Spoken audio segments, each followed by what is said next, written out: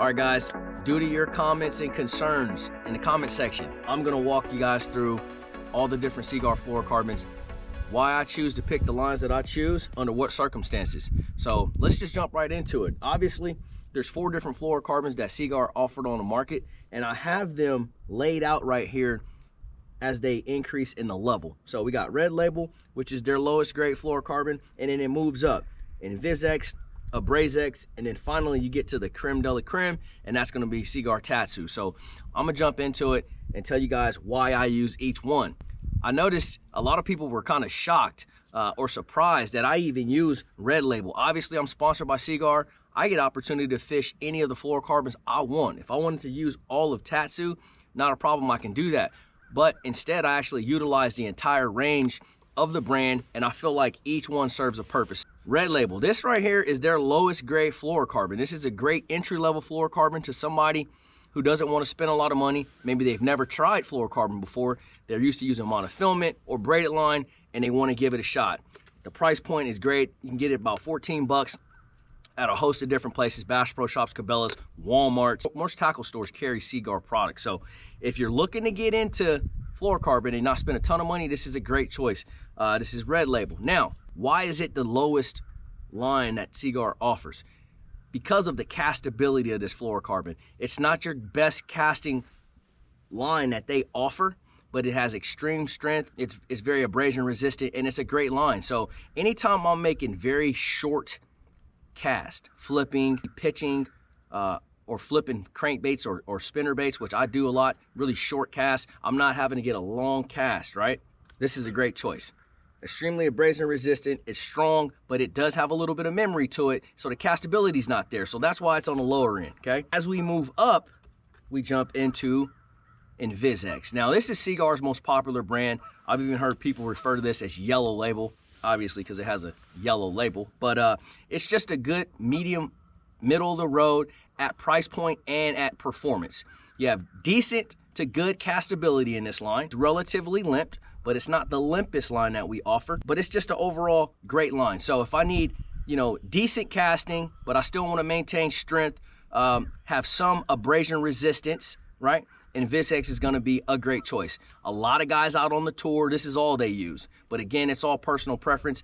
I feel like there's a time and place for each one, so that's what I wanted to talk to you guys about. So if you want to jump up a little higher on the price point, not break the bank, but still have an excellent fluorocarbon line, the Braised X is going to be a great choice. Moving right along, this is probably my favorite. If I could only pick one line out of all of the Seaguar family, it's going to be a Braised X. 99% of the time, we're out here bass fishing, we're banging in the cover, throwing crankbaits, square bills, medium diving baits. Anytime I know I'm going to be contacting cover with my lure, like all day long, this is going to be my choice. Hence the name why it's called a Braised X. This line's built with a little better abrasion resistance, but it's also pretty high on the totem pole as far as Seaguar fluorocarbons go. So the castability is a lot better. Obviously, the abrasion resistance is there, and it has a lot more limpness than, say, in Braised X or the Red Label. So if I could only pick one, and I was going to use just one fluorocarbon line day in and day out, a Braised X is going to be my choice. And then last but certainly not least is this guy right here. And you'll notice something. I got the filler spool and also got the big bulk 1,000-yard spool. This is Cigar Tatsu. This is the creme de la creme, the Lamborghini of fluorocarbon lines. There is not a better fluorocarbon on the market than Cigar Tatsu. Hands down, the best stuff available. Most of the time, I'm using this in a spinning rod application, and I'm using this as a leader line. And that's why I have this smaller filler spool. I keep this in my boat when I'm drop shotting, Ned rigging. Anytime I'm using a spinning rod with braided line, smackdown braid, I'm attaching 6, 8, or 10 pound Cigar Tatsu, okay? Now, the reason I have it in a bulk spool as well is because there are times when I use it as a filler spool.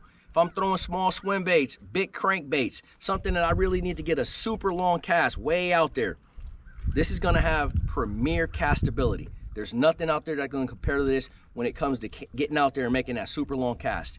Extremely limp, soft, and supple.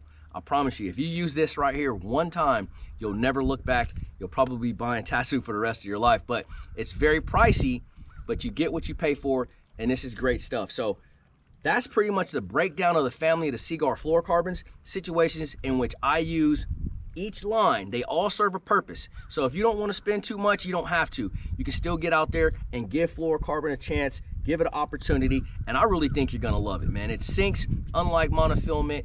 It has low light reflection, extremely strong, lower stretch. It still has some stretch, but it's lower than like monofilament, and it's not zero stretch like your braided line. So it's a happy median. So anyways, due to your comments, I wanted to go ahead and put this together. I appreciate all the love and support you guys been showing on YouTube. Keep the comments coming, and I'll keep the videos rolling, and I hope to see you guys out on the water.